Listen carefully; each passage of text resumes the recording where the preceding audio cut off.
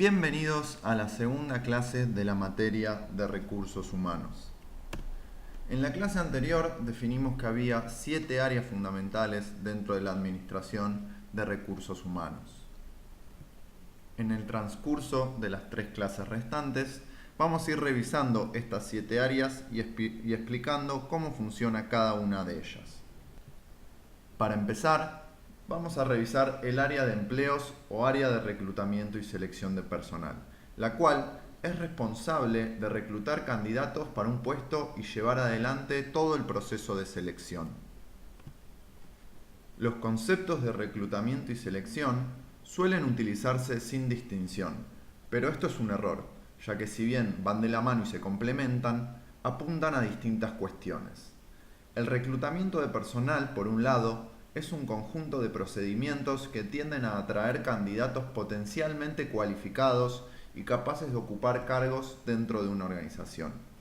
Es el proceso que consiste en captar personas en forma oportuna, en número suficiente y con las calificaciones adecuadas. La organización selecciona a los candidatos que poseen las calificaciones que más se aproximan a las especificaciones del puesto que esté vacante. Por su parte, la selección es la elección del individuo o individuo adecuado para el cargo adecuado. Es escoger entre los candidatos reclutados para ocupar los cargos existentes en la empresa, tratando de mantener o aumentar la eficiencia y el desempeño del personal, así como de la organización en su conjunto. Es decir, que estos dos procesos sumados van a ser los responsables de atraer a los candidatos para cubrir los puestos vacantes, elegir a los más adecuados dentro de esos candidatos e incorporarlos a la organización. Veamos con más detenimiento el proceso de reclutamiento, que dijimos era encargado de atraer a los candidatos.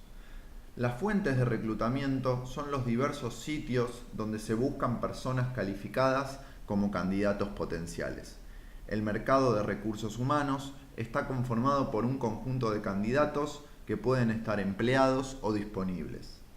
El reclutamiento de personal puede ser interno, externo o mixto. Elegir los medios correctamente posibilita a la organización ser efectivos en cuanto a rendimiento, tiempos y costos. Veamos el primer tipo de fuente de reclutamiento, la fuente de reclutamiento interna.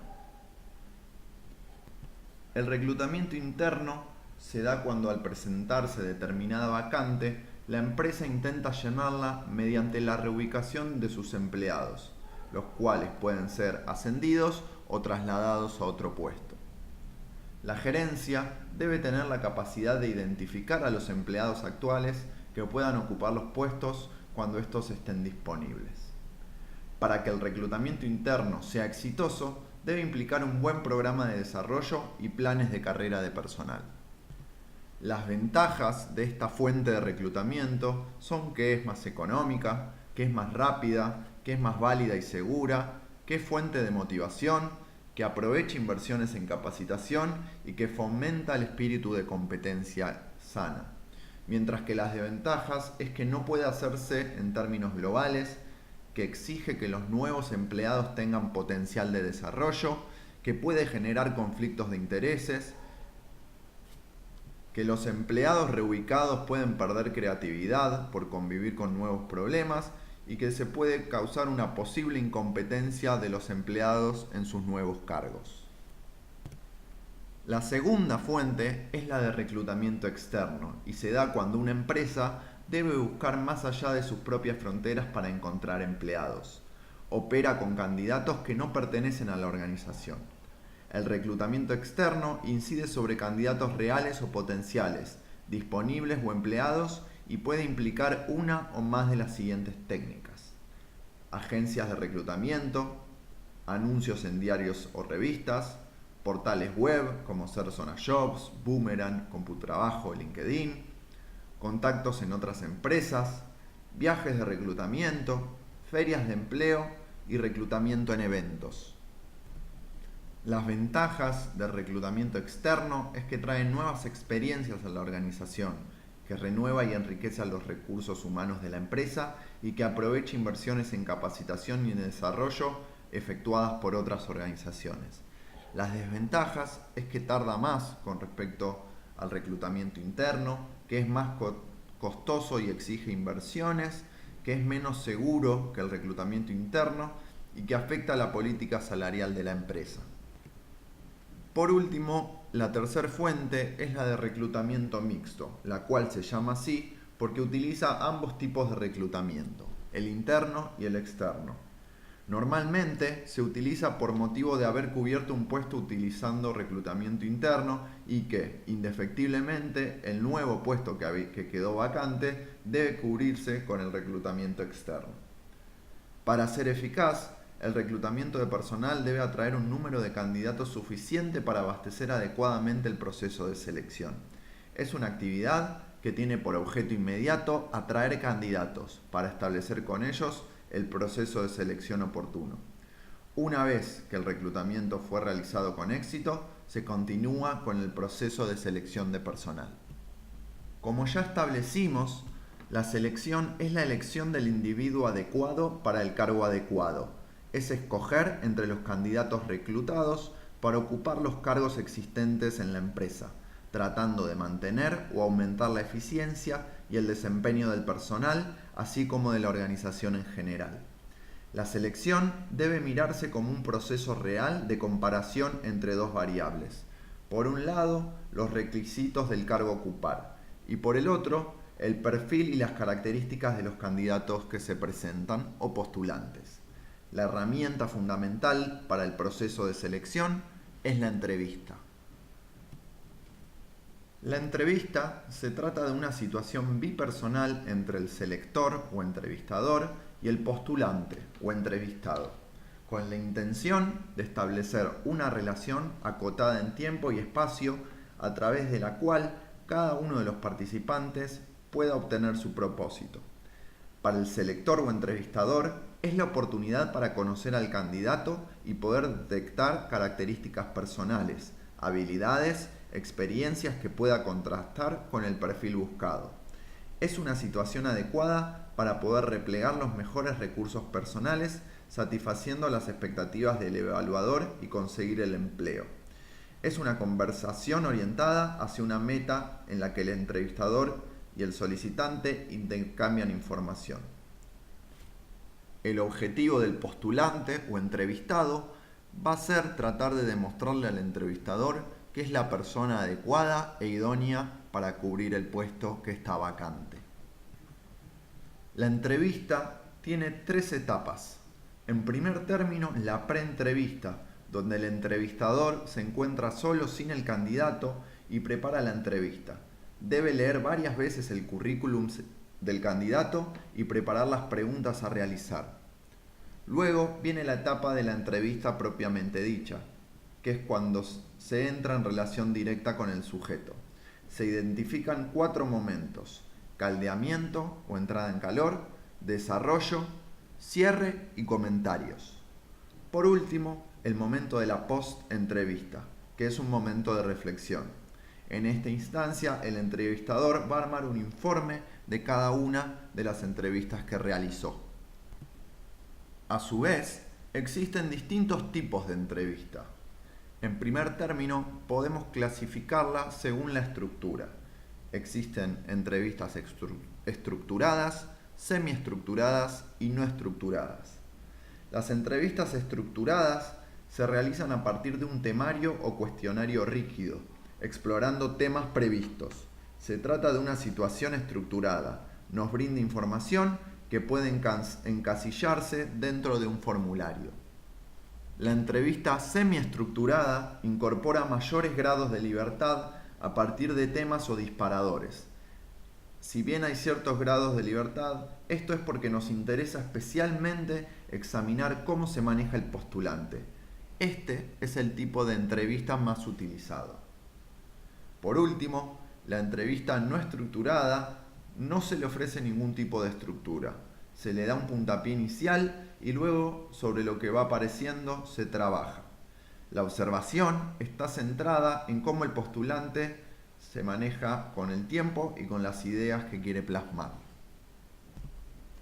Otra clasificación posible de los tipos de entrevista es según el método que se utilice.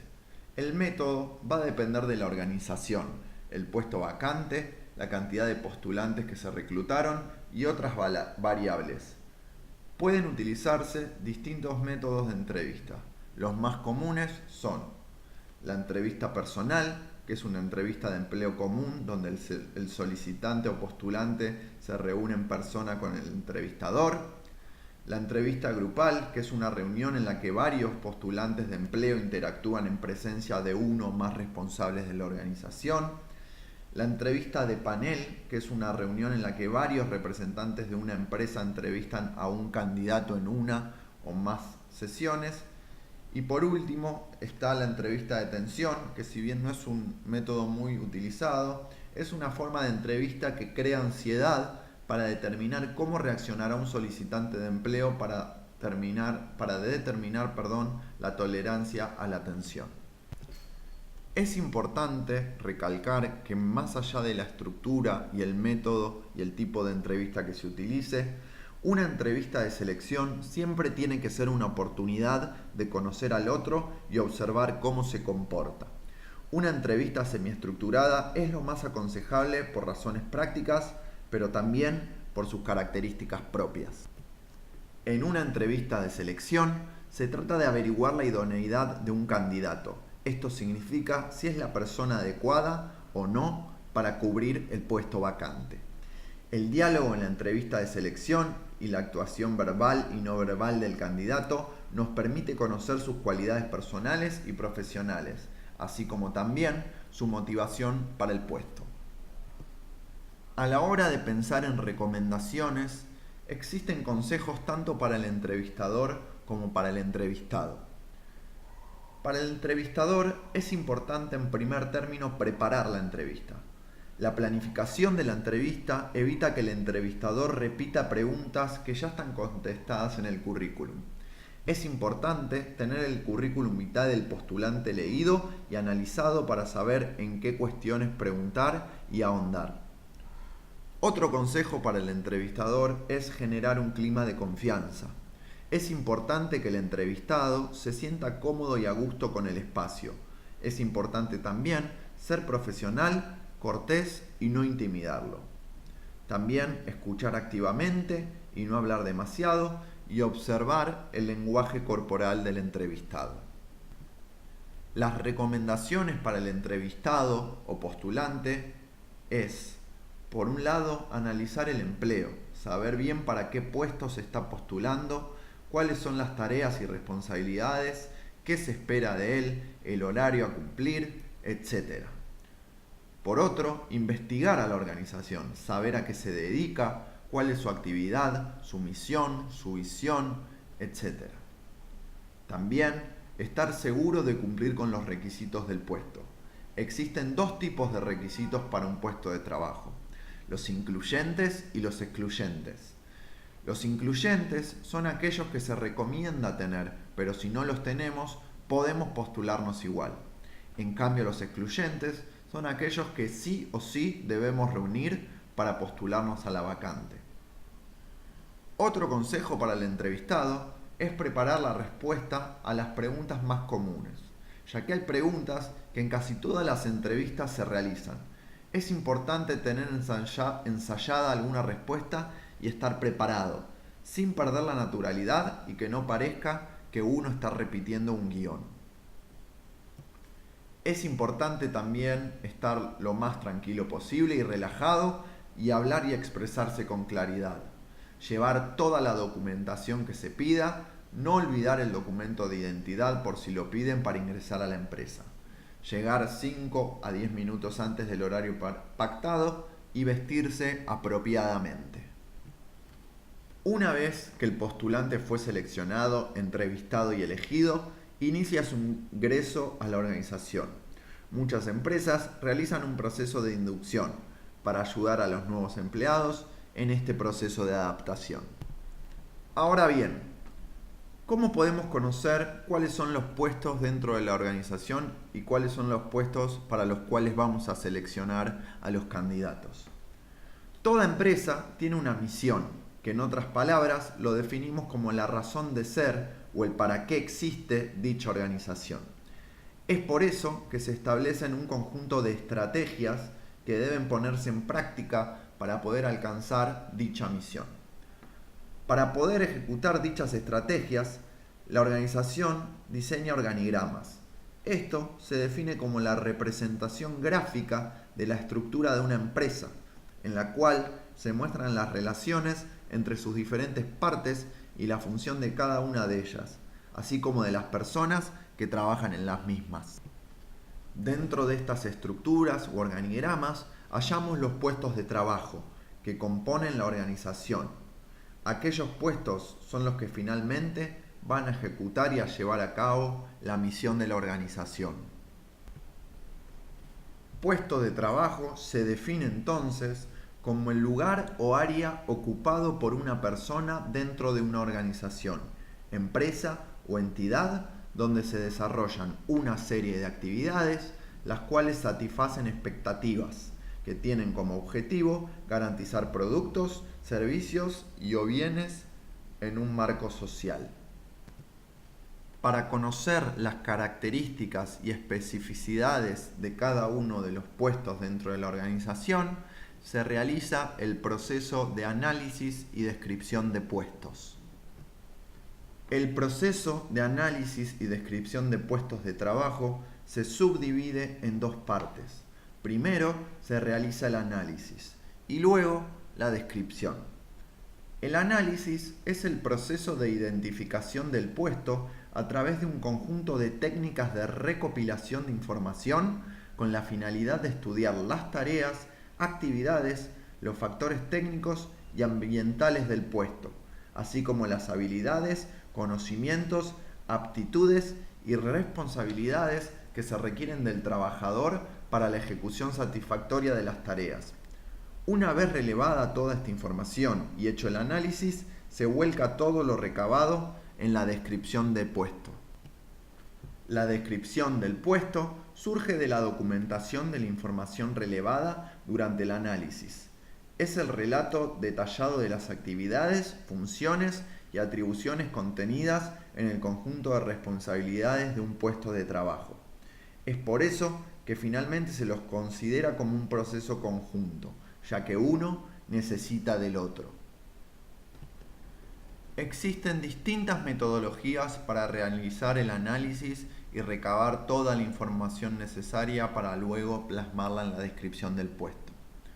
La primera es la observación directa, que significa observar al colaborador en pleno ejercicio de las tareas que forman parte del puesto que ocupa dentro de la empresa. La segunda es el cuestionario, que consiste en solicitar al personal que ocupa los puestos que llenen un cuestionario de análisis respondiendo a las preguntas relacionadas con el cargo. La tercera es la entrevista, que es la obtención de información necesaria acerca de todos los aspectos del cargo, de la naturaleza y la secuencia de las diversas tareas que comprende el cargo, por qué y cuándo, por medio de una entrevista. Y por último, podemos tener una metodología mixta, que se forma combinando al menos dos de los tres métodos anteriores. ¿Qué pasa si se hace mal el análisis y descripción del puesto? ¿Cómo afectaría esto al proceso de reclutamiento y selección? El riesgo recae en que a la hora de realizar el proceso de reclutamiento y selección, probablemente vamos a incorporar personal que no responde a las necesidades reales del puesto. Esto va a traer consecuencias en su desempeño y su tiempo de adaptación a la organización. ¿Cómo se estructura una descripción de puestos? La estructura de cada descripción de puestos se diseña de acuerdo a las necesidades y características de cada organización. Es importante tener en cuenta que antes de comenzar a realizar el análisis del puesto, se tiene y se debe tener definido el modelo de formulario a utilizar. Dentro de las descripciones de puesto encontraremos las siguientes secciones. En primer término, la identificación del puesto. Son los datos que deben ir al inicio de la descripción. En el mismo vamos a encontrar el título del puesto, el ocupante del puesto, la localización, la dependencia jerárquica, la fecha, la firma del superior y la firma del ocupante. Luego tenemos la misión del puesto, que brinda una breve explicación de por qué existe ese puesto. Luego, las responsabilidades, que debe definir los resultados claves esperados del puesto.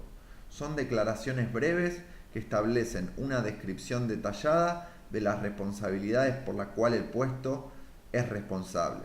Suele ser suficiente enumerar entre 5 y 8. Luego vienen las dimensiones, que son indicadores cuantitativos de la responsabilidad. Los más comunes son facturación, unidades vendidas, clientes atendidos, etc. Luego viene la organización, que son los puestos que dependen jerárquicamente del puesto descrito. Luego la autoridad, que es el poder para definir objetivos, qué actividades cumplir en otros puestos, cómo llevarlas a cabo y con qué. Luego, el contexto. Son las circunstancias que rodean una situación y sin las cuales no se podrían describir correctamente al puesto.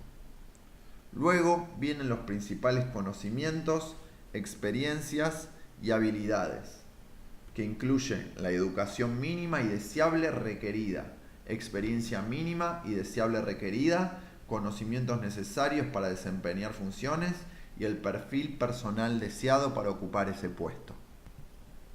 Para resumir, en esta segunda clase nos adentramos en una de las áreas más importantes de la administración de recursos humanos, el área de reclutamiento y selección, entendiendo que su objetivo es cubrir todas las vacantes dentro de la organización, con personas que cumplan con el perfil y los requisitos necesarios.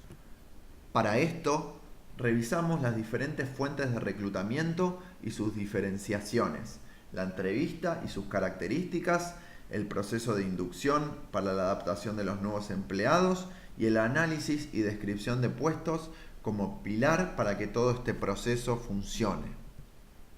¿Qué pasa una vez que los empleados pasaron por el proceso de inducción y ya están establecidos en la organización cubriendo su puesto?